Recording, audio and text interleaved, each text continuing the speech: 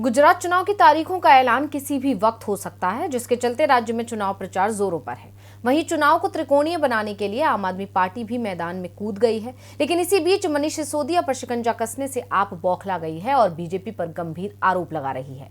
और आबकारी नीति में हुए कथित घोटाले मामले में सिसोदिया से हो रही पूछताछ को बीजेपी की साजिश करार दे रही है। आखिर क्या है मामला और क्या कहना है आपका, देखिए रिपोर्ट। दिल्ली की आम आदमी पार्टी की सरकार और उपराज्यपाल के बीच शुरुआत से ही तनातनी देखने को मिलती है और इस तनातनी का नतीजा ये हुआ है कि शराब नीति में दिल्ली की केजरीवाल सरकार की मुश्किलें बढ़ती जा रही हैं और अब डिप्टी सीएम मनीष सिसोदिया पर सीबीआई का शिकंजा और भी ज्यादा कस गया है। उसी कड़ी में आज दिल्ली में आबकारी नीति में हुए कथित घोटाले के मामले में मुख्य आरोपी मनीष सिसोदिया से केंद्रीय अन्वेषण ब्यूरो पूछताछ कर रही है। इससे पहले मनीष सिसोदिया के आवास पर कार्यकर्ताओं के जुटने की आशंका के चलते उनके घर के आसपास धारा 144 लगा दी गई है और दिल्ली पुलिस और अर्धसैनिक बल की भारी तैनाती की गई है। वहीं इस पूरे मामले में अब सियासत गर्मा गई है और आप इसे बीजेपी की साजिश बताते हुए गुजरात चुनाव से जोड़ रही है। इसके साथ ही मनीष सिसोदिया ने ट्वीट कर बीजेपी पर निशाना साधा है। उन्होंने एक के बाद एक कई ट्वीट किए। उन्होंने लिखा, मेरे खिलाफ पूरी तरह से फर्जी केस बनाकर इनकी तैयारी मुझे गिरफ्तार करने की है। मुझे आने वाले दिनों में चुनाव प्रचार के लिए गुजरात जाना था।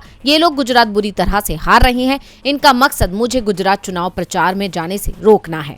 इसके अलावा दिल्ली के सीएम अरविंद केजरीवाल ने भी भारतीय जनता पार्टी को आड़े हाथ लेते हुए ट्वीट किया है। उन्होंने लिखा, मनीष के घर रेड में कुछ नहीं मिला, बैंक लॉकर में कुछ नहीं मिला, उन पर केस बिल्कुल फर्जी है। उन्हें चुनाव प्रचार के लिए गुजरात जाना था, उसे रोकने के लिए उन्हें गिरफ्तार कर रहे हैं, पर चुनाव प्रचार रुकेगा नहीं। गुजरात का हर व्यक्ति आज आपका प्रचार कर रहा है। गौरतलब है कि गुजरात में जल्द ही विधानसभा चुनाव होने हैं। हालांकि अभी तारीखों का ऐलान नहीं हुआ है। ऐसे में राज्य का सियासी पारा गरमाया हुआ है और राज्य में आप भी अपनी किस्मत आजमा रही है।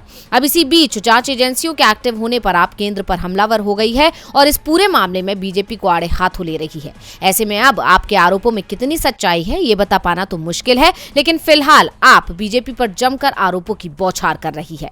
डीवी लाइव की रिपोर्ट।